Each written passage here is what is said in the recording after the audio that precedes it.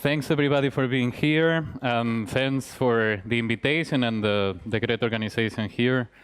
It's my second time in Belarus. Now it's great because it's visa-free. So essentially you just can come and spend a couple of weeks traveling. That's pretty cool. And yeah, as mentioned, I'm going to be talking about machine learning, particularly TensorFlow, and how can we do this in mobile, and what are the particularities of mobile, etc. It was working a second ago. Now, just very shortly about me, I'm a freelance developer. I'm originally from Spain. I'm probably the only Spanish person that doesn't like soccer. So originally from Madrid. I'm part of the Google Developer Expert crew, and this is my Twitter handle. If you want to follow me there, you can ask me any question, and I'll post later the slides of the talk, as well as some resources if you need them, whatever.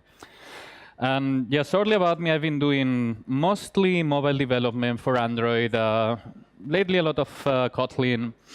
And working as a freelance developer, you are essentially have to find a new job every 3 or 4 months, because you get these short gigs, and sometimes I've been getting in things such as a Node.js gig for 3 months to build your own backend, whatever.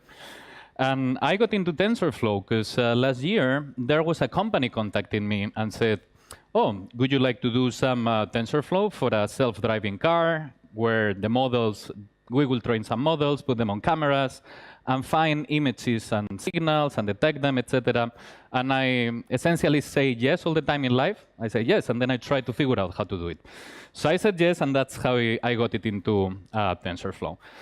So first, one question. How many people here have been working with machine learning? Can you raise your hand? How many people has been doing that in production? Okay, that came from a...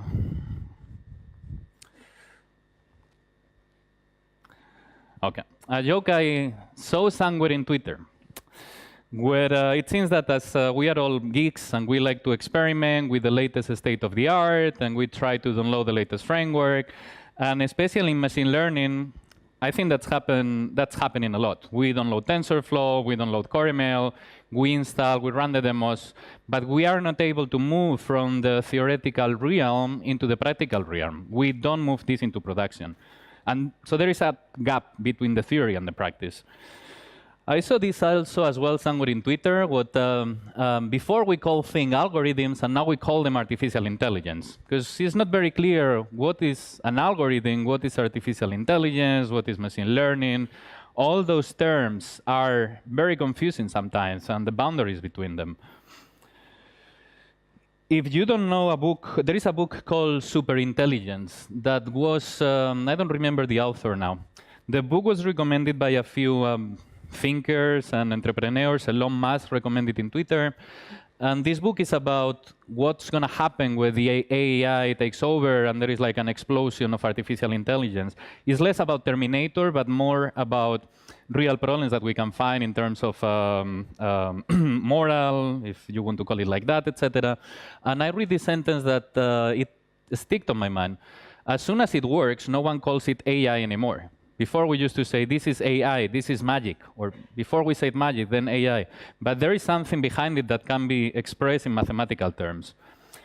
Before I keep going, I want to give you a short classification of what each term is, so you can understand better when we talk about neural networks and machine learning, and you can see where the boundaries are. Artificial intelligence is defined as the art of, is the science of making machines smart. Artificial intelligence could be, for example, a self-driving car. Machine learning is the art of building machines that can learn. So we take, there are different methods and algorithms, but essentially we tell the machine, okay, you can learn about this by yourself. I don't need to give you all the input. When we are, for example, this is the classical use case, training a neural network that is going to be able to find persons in a picture. We don't give all the persons in the wall in all the different positions and say, hey, if you see any of those things, that's a person. We train the network, we train the algorithm.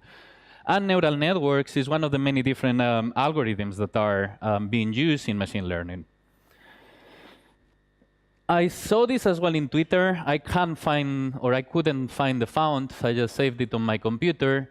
But it's a classification of all the different realms in machine learning and artificial intelligence. On the left, we see two systems that essentially every programmer can work with. There is no specialized training. One of them is the rule-based decision-making. If something happens, then take this output. If this other thing happens, take this other one. I saw also recently in Twitter something like, you know these pictures when they say, when you are doing something and there is a small brain, when you are doing something better and the brain is bigger. And they say something like, okay, until you reach artificial intelligence, and it's essentially if, else. Well, it's not really artificial intelligence. That would be a rule-based mechanism. Then we have a statistical reasoning where we make interpolation and prediction on data that also every programmer could work with that. And here on the right side, we have the machine learning and the artificial intelligence. There is underneath this, there is a background of programming and coding. But the nature itself, it's specialized. It's not just programming. There is something behind it that includes techniques and algorithms to teach machines. The classical example we have when we're talking about neural networks is this one, this representation. We train the neural networks, then we give some inputs. It can be a cat, it can be a dog, it can be any other thing. And the neural network, after analyzing all the inputs, it's able to say, okay, you're sending me a cat, you're giving me something like that. One of the main misconceptions with neural networks is that always we see this example of a neural network analyzing pictures. But neural networks can do much more than that. Not only pictures, but everything that can be digitalized. What means that? It means that a neural network can be trained to process text. It can be trained to process audio. If you can put it into bits, you can create a neural network about it. So it's, I think all of us keep in mind this example of the cats and the dogs. But essentially, we can process every type of information. Now, before I was talking about the practicality and the theoretical aspect of the machine learning. Well, machine learning is today in every single aspect of your lives. If you have a device, a mobile device, which I assume most of you have, if not all, those are the applications from Google that are actually using machine learning. For example, Gmail. It has the smart reply. When you open an email, there is this example that says, reads the text contextually and offers you an answer in a particular language. Or, of course, the assistant. When you're talking with the assistant and say, hey, Google, tell me the best Chinese restaurants here, or blah, blah, blah. You can make this interaction, and Google is able to recognize it and give you suggestions. Translate. Google Translate is fantastic when you're traveling. It can essentially allows you to communicate with people from a totally different culture. And all of those things are using machine learning, some of them TensorFlow. I travel a lot. I work remotely since 3 years now.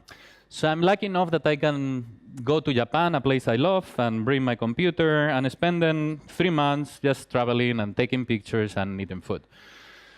This is the Google Photos app. If you don't have it, I recommend you to download it. When you type in Google Photos and any kind of term, such as green, forest, blue, Japan, it performs a search using machine learning on the pictures that you have previously uploaded. But it's not just a search trying to find, for example, if I type a concept tree, it tries to find trees. It's smarter than that. For example, if I type Japan, like here in this video, it will try to find concepts that are similar to connected with Japan, such as sushi, such as Torii Gate, such as the bamboo forest, such as Hiroshima here. So it's actually trying, learning about all the inputs that the users are having. If you have this application, I recommend you to download it and check out. It's fantastic, the amount of things that it can do. Now, you probably use Inbox or Gmail. They have this smart response that right now, according to Google, is 12% of all the responses on mobile. And basically, when you open an email, it tells you in some of those emails they are saying like, hey, would you like to come to this conference? When I open it, it automatically allows me to respond saying, yes, I want to join. No, I will not have time, etc. Machine learning in Google Translate. This is one of the most breakthrough things that are currently happening now in machine learning. If you've been using Google Translate, I use it a lot. For example, here in Belarus, it's super useful because I essentially cannot even read on the street. So with Google Translate, I can do absolutely everything.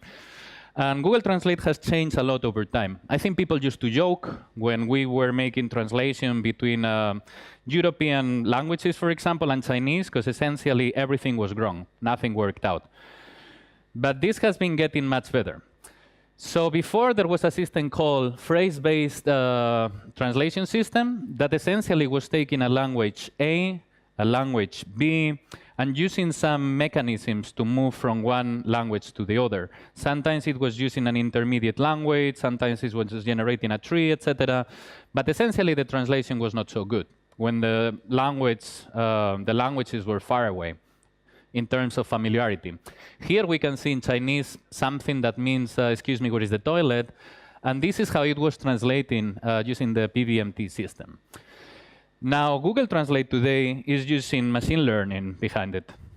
That means they are neural networks. So it's getting very accurate. It's getting better every time a user is using it and saying if this is accurate or not. This is currently the same output using GNMT, the neural translation system that is currently present on the Google Translate app. As you can see, it's pretty accurate.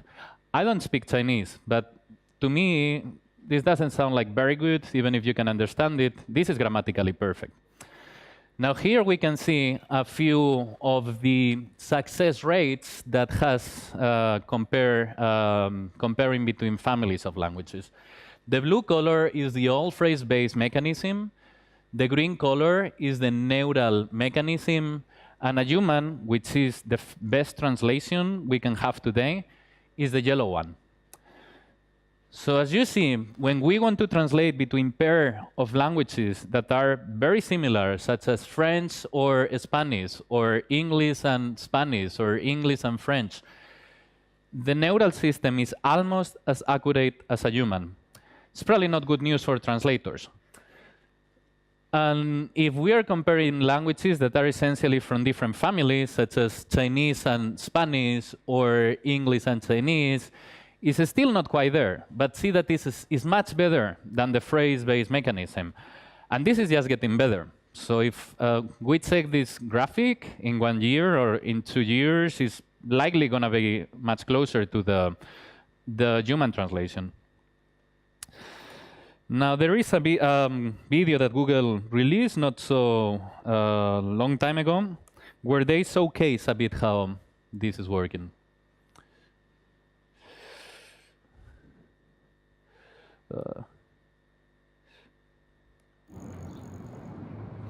Okay, here we go. Now, I would like also, you will see how the translation is done on the phone. I would like you to keep your attention into how fast this is and how fluent. 1, 2. And flip it. So see essentially that this is happening in real time. And even more fantastic is keeping the fonts, the colors, and if there is a break line, the software makes the break for you.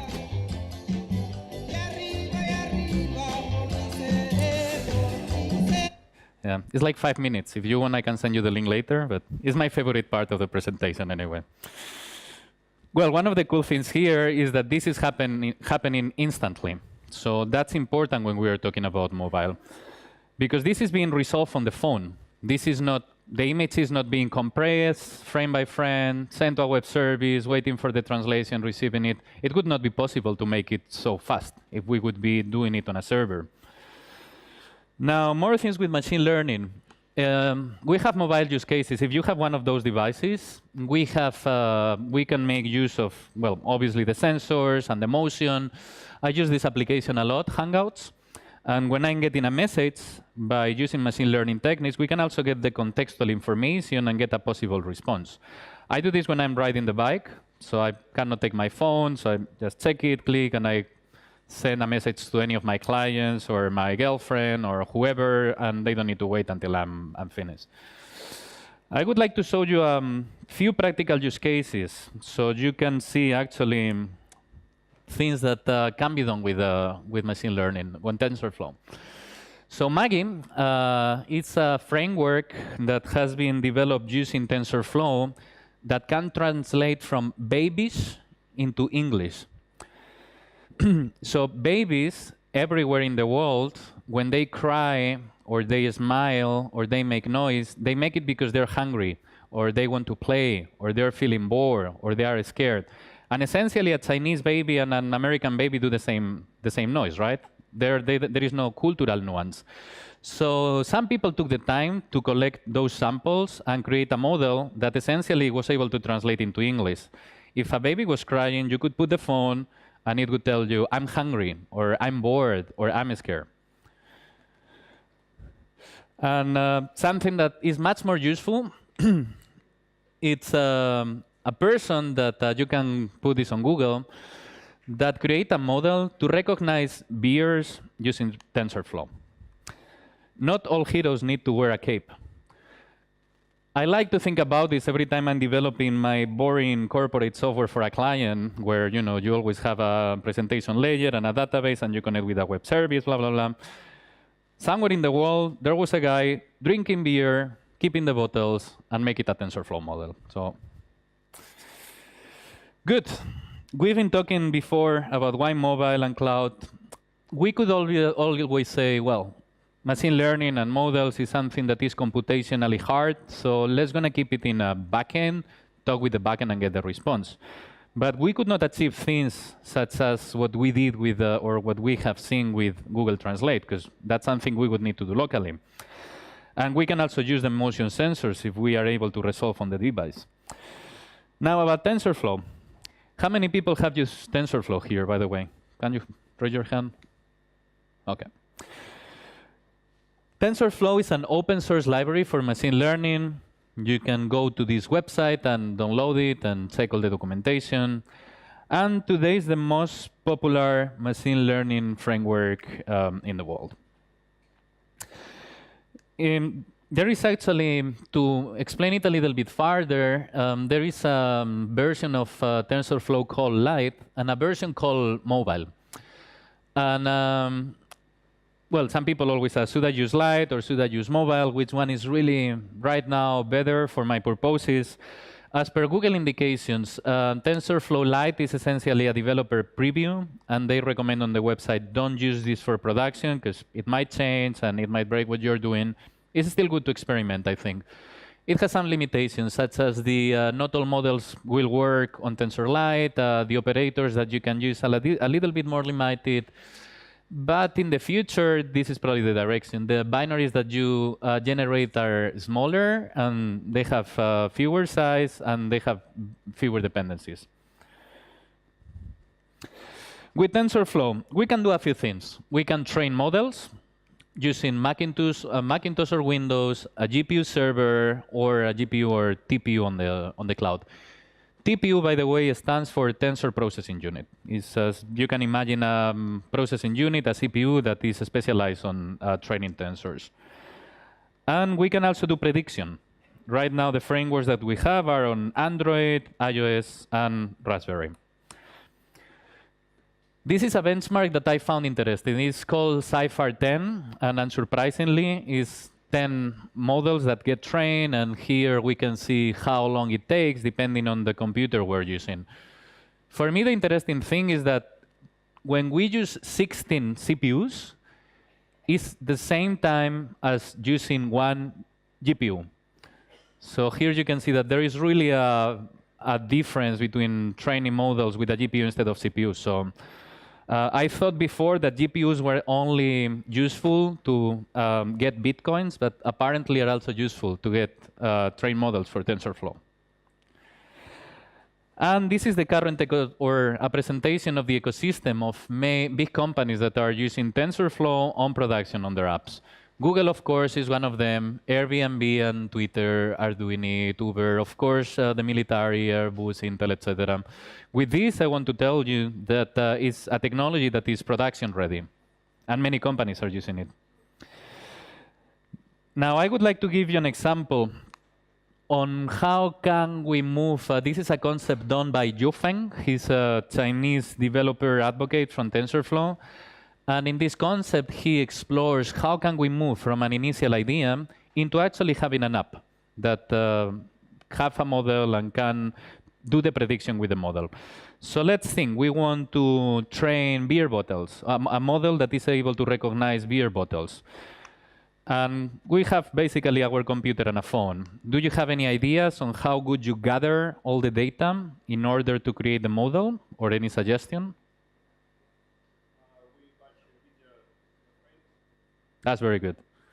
So some people say we could get them from Google Images, but that would take probably more time because you need to gather a lot. But essentially, a video is just a lot of images in one after one. So what we could do is make a video with different bottles in different light conditions, in different positions, with different backgrounds. And that would be a really nice source of training to have this essential model being trained. So we could have this thing, this bottle like this, we could be moving, we could make it with more light, with less light, with a background that is darker or lighter. And essentially we could move into having a few thousand images very, very fast. So now we have this video. We could use a free software like FFmpeg or any other application to get all the images from this video and put them in some kind of folder. Now, you probably know Google Cloud. I didn't know that until I started getting with TensorFlow, but Google has a cloud machine learning engine that can train the models for you. If you download TensorFlow, you can do it locally on your own computer, or you can use the machine learning engine from Google in order to train it. It obviously depends on your organization. Some organizations don't want to deal with this. They want to focus only on the intelligence of the problem. So that's something you can consider, but I found the idea good. Essentially, you can upload your images and your resources in cloud storage. You can create a bucket, put your sources there, and then from the machine learning engine, say, OK, go here, go to this bucket, and give me a TensorFlow model. Now, I want to explain you a bit how neural networks work. How many people use neural networks here in any context? In production?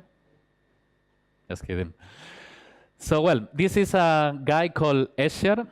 He likes to write this kind of pictures, everything. It's a bit mental and a bit chaotic. You can see that people is going up all the time on the stairs, and he plays a lot with shapes and infinity and patterns. So if you want to imagine this is a puzzle. And from the puzzle, you want to move into recreating this image. How would you approach this problem from the beginning? We can find similar parts of the image. Exactly. You could get patterns, for example, colors. In this case, the colors are not difficult because are two. But if you could have more colors, you could say like the blue or the green or the... So this is how we start. We could start separating first by colors. In this problem, seems to be the easiest option. Then when we have separated by colors, we could start moving into patterns such as, the roof here seems to be different than this other room. So those are pieces that I can find individually and start step by step putting them together. Then I could see here that there are some stairs, and the stairs have like a perpendicular and parallel lines. So I can probably try to find some pieces that are following this pattern, connect them step by step. It would still take some time, but this is how we work as humans. This is how we cognitively try to solve a puzzle. Well, that's what a neural network does as well. A neural network is trained to find patterns and essentially try to find those patterns in an image that has been given. That's why it's very important as well when we are training a neural network to find images to give as many different conditions as we can give. If we would train an image to find cats only in black and white pictures, and suddenly we give a cat that has a lot of color, it might get into trouble because it has never been trained to do that. Now, this is a representation of a neural network called Inception. Is what the type of neural networks that Google actually is working with. And each of those layers adds a recognition layer to the neural network. It has in total 48. When I read this thing, total of 48, I was thinking, is 48 too much or too little? I have no idea. So to put this into context, in 2011, more than 6 layers was considered impossible. So, and each layer adds a new level of complexity to the network. So it has increased by a factor since 2011. Now, getting back to the model, we have our source of images that we have taken, our video, we have uploaded into Google Cloud, and then we have used Google machine learning. We got the model. Now we need to optimize the model for mobile. Essentially, the model we get when we just train for TensorFlow is around 80 megabytes, give or take. A model, it's a file with a lot of float numbers of 32 bytes, and this needs to be optimized for mobile. So imagine if each model is 80 megabytes and you need to download them on the app, that might be a little bit of a problem. So the process we follow is called quantization. It basically divides by 4 from 32 into 8 bytes, each float number. And hence, the size of the file moves from 80 into 20. And you could say, do I lose accuracy if I'm doing this? So is the model still good? The answer is yes. So neural networks are very tolerant of fast input. So by decreasing the size by 4, we lose accuracy on a 2-point-something % on the respecting to the total model. So it's a very good trade-off. And if it's still too much, we can use an Inception version 1 network that is only 7 megabytes. That's way less than the 20 megabytes we had. So now we have our model, we have optimized it for mobile, and we need to load it into an Android app. Here there are 2 different paradigms we can follow. One is to deliver the application together with the model, and the other one is to deliver them separately. The argument general to do this thing from here is that some folks claim that this is more secure. I don't think it's a very good argument because Java is basically open source code. So you just can take the APK, uncompile it, get the model, and play with it. And well, the other... Oh. My presentation went somewhere, yeah. And this approach from here is much more efficient because if we need to update a model, we don't need to publish an update of the app. We just can do something such as, well, I will store my models in Firebase or in Amazon or in Google Cloud, and anytime there is an update, I will send the new models to the application. When I was working for this client, we did this. We needed to constantly update the models, make improvements over the models, and create new ones. And it would be a problem if we have to send the application again entirely. So when the app was starting, we basically check against a service in Firebase, hey, are there any new models? Is there any updates to the models I have? And they were basically, in case the answer was positive, downloading them directly into the APK. Now, about the community in TensorFlow. Those are numbers from GitHub. Right now, there are over 1,000 contributors, 22,000 plus commits, and 18,000 repositories with the name TensorFlow. This last point from here, I find it particularly amusing because you just can go to GitHub, look for TensorFlow, and you find people that have a lot of free time. This is the interest of the community. If we put together TensorFlow and machine learning, you see that they're more or less growing together. That means that essentially, TensorFlow now is part of the machine learning family. It's not anymore abstract or obscure framework. Now we have frameworks for, or we are able to predict in Android and iOS and Raspberry. I want to show a few steps on how to do it for Android and iOS. And I can tell you beforehand that Android is not straightforward. So what I'm going to tell you here in 1.5 minutes, it took me 2 days to figure out. You have to use Bazel to build it. I don't know if who knows Bazel? Okay, it's essentially like Gradle or Maven.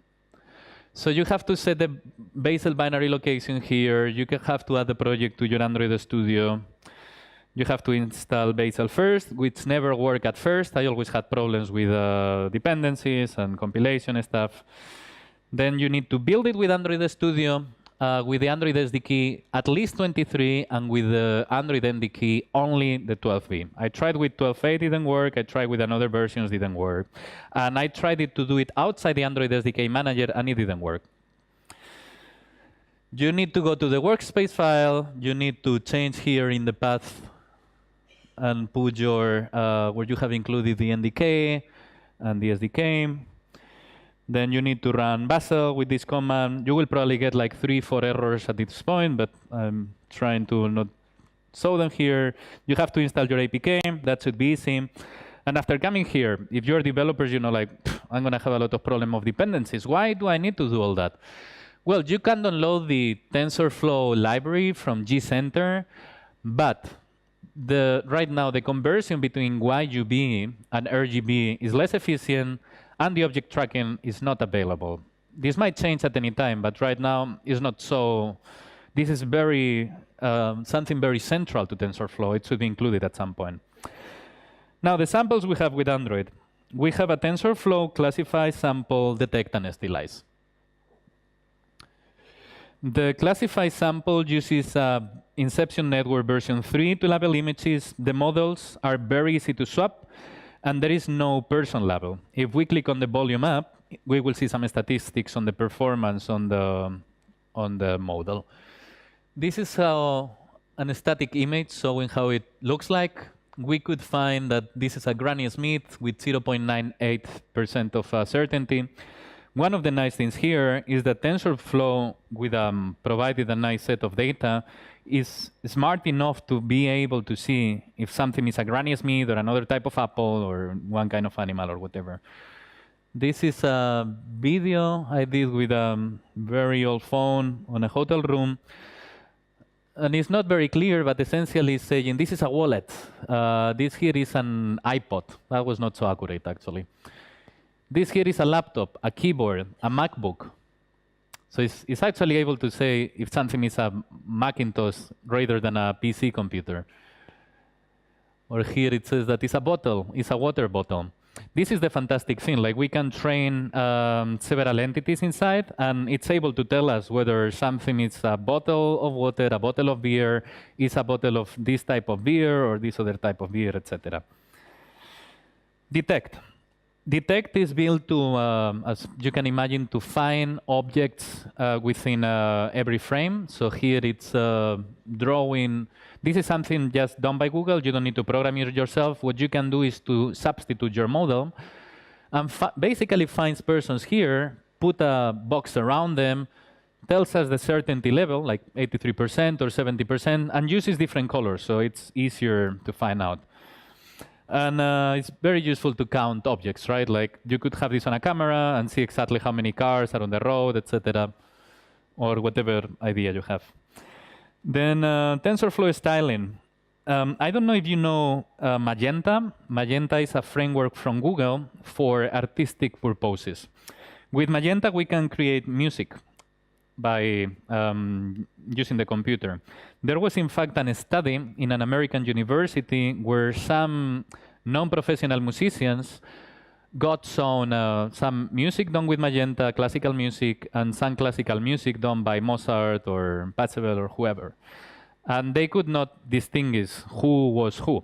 They were not trained people, but essentially Magenta was so good at making the music and avoiding repetitive and expected patterns and so on.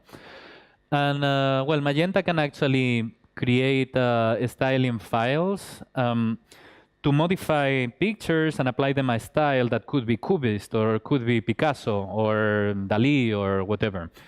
And with this demo from here, we can actually, it goes faster on any phone. This was a Samsung S3, which is not particularly fast. But here I can apply different models and they're being translated to the image and combine them. If you have any interest, by the way, in computer art, I recommend you to take a look on Magenta. Now, TensorFlow, if it's written in C++ and Android uses Kotlin or Java, hopefully more Kotlin than Java. So how can we communicate it? Well, very easy. There is something called the Android Inference library that is very similar to the GNI and allows us to talk with C++ from our Kotlin or Android layer. Now, building for iOS is quite straightforward. I love it. You just need to have Xcode 8 installed. Well, you probably already have. The command line tools, well, you probably already have them. And automake and lib tool. You need to run this command. Takes 20 minutes, and you generate the 3 samples. So in the case of iOS, there is a simple one that just loads a model and tells us some information about the model that has been loaded. There is the camera sample, similar to the one in Google. It runs the Inception on every frame and tells us what it's finding on the picture, and if it's corresponded with anything that has been trained with the model. And the benchmark. The benchmark basically loads it and starts telling us about the performance of the model. Now, I would not like to leave from this conference without showing the Raspberry Pi. I don't know if you are Raspberry Pi fans or not. I bought 2 Raspberry Pis and I play kind of a lot with them. And you can actually train them with, you can actually use TensorFlow and train models that will be later used by a Raspberry Pi to make a prediction. So there was this crazy person in Japan that had a cucumber factory. And in this cucumber factory, they get a lot of cucumbers, unsurprisingly.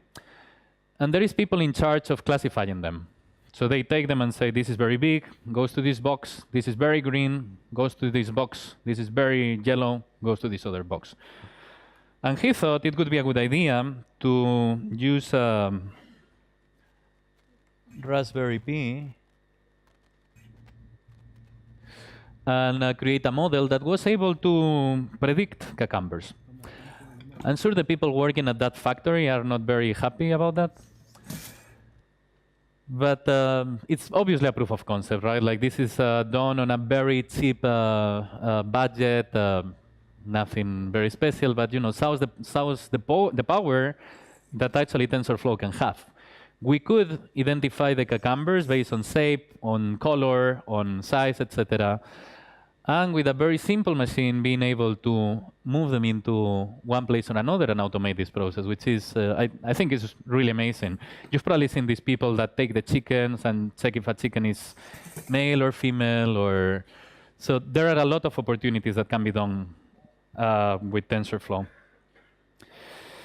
Now, probably, if you are developing for iOS, there will be the question whether CoreML, TensorFlow, what are the differences, which one should we use?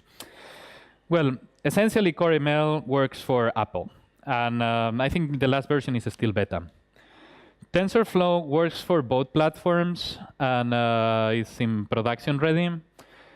It depends a bit on your company. So the claim from CoreML is that it will have a better integration with Apple products at some point. So if what you're trying to do it's Apple specific and your team is Apple specific, maybe you would like to consider CoreML. Otherwise, I think TensorFlow is better for the matureness and for being multi-platform. Yeah, shortly, those are the resources. You can download TensorFlow from here. As I mentioned, if you are interested in electronic art, just Google for Magenta and check this out. It's fantastic. And if you want to fully learn all the specifics of TensorFlow, you can Google for TensorFlow for Poets. And you will land in this code lab here. In this code lab, you have full instructions on how to install, deploy, train, do everything locally. It takes around 4 to 5 hours to complete it. And I think it's absolutely worth it. It's a very good investment. Now, last but not least, I would love if you could give me some feedback on the talk. So I have prepared this URL here, bit.ly MobileOptimized by. Just give me your feedback as honest as you can. It helps a lot to prepare future talks and see what folks have more fun with or less. And in exchange, I will send you a copy of a book I wrote some time ago, giving tips on how, or well, with 100 questions, helping you to find an Android job or to find a candidate if what you're doing is hiring. That's been everything. Thanks for being a fantastic public. If you have any question or is there something that you want to discuss, I guess we have some time for